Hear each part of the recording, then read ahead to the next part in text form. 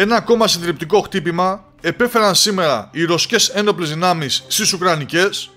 με τις απώλειές τους να λαμβάνουν πλέον τρομακτικές διαστάσεις, καθώς ενώ έχουν σοβαρότερο πρόβλημα και με την έλλειψη ανθρώπινου δυναμικού αλλά και οπλικών συστημάτων και πυρομαχικών,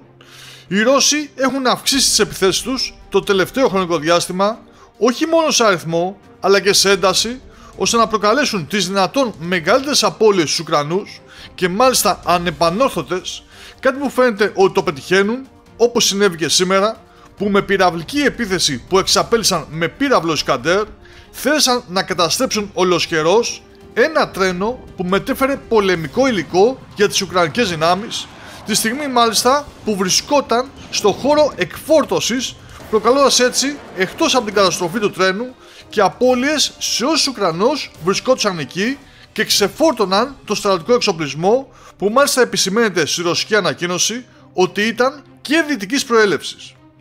Αναλυτικότερα, βλέποντας ταυτόχρονα πλάνα βίντεο που δόθηκαν στην δημοσιότητα, ο ρωσικός πύραυλος Ισκαντέρ που χτύπησε στο Καζάνγκα στην περιφέρεια Νικολάευ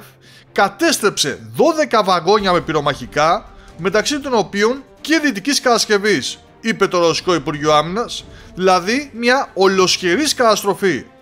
Αυτό το χτύπημα είναι, όπως προείπαμε, ένα αποτέλεσμα μιας πιο σκληρής στάσης που έχει λάβει ο ρωσικός στρατός, θέλοντας πλέον να ισοπεδώνει τον εχθρό και να προξενεί καταστροφές σε ουκρανικό στρατιωτικό εξοπλισμό, τέτοιες που να μην παίρνουν καμία επισκευή, και έρχεται φυσικά σε συνέχεια άλλων ρωσικών επιθέσεων, όπως μιας χθεσινής στο Χάρκοβο, όπου μετά τον εντοπισμό και την αναγνώριση του στόχου από ρωσικά μη επανδρωμένα εναέρια αρχήματα,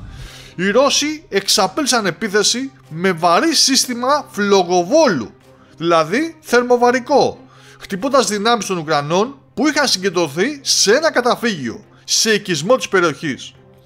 Βέβαια, όπως καταλαβαίνετε, μετά από αυτό το χτύπημα δεν επέζησε κανείς. Ολική καταστροφή, μία τραγωδία. Και φυσικά, επίσης τα χτυπήματα από τις ρωσικές μονάδες που χειρίζονται drones, τα ρωσικά μαχητικά αεροσκάφη αλλά και τα επιθετικά ελικόπτερα συνεχίζονται 24 ώρες το 24ωρο,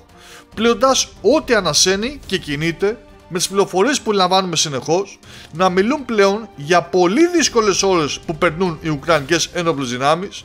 βλέποντας μάλιστα μακριά στον ορίζοντα και μια πιθανή συνθηκολόγηση της Ουκρανικής ηγεσίας με τη ρωσική. Ως τότε όμως η ρωσική αρκούδα θα συνεχίσει να ισοπεδώνει τα πάντα, και μάλιστα με συντριπτικά χτυπήματα όπως το σημερινό.